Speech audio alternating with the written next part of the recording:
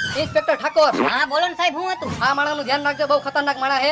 જ્યાંની બે પૈસા માંગે છે ને એનું ગળું કાપી નાખે છે. હા ઓકે સાહેબ. અને આલ્યો મારું કાર્ડ. આ માણસ અહીંયા આવે ને એટલે મને ફોન કરજો.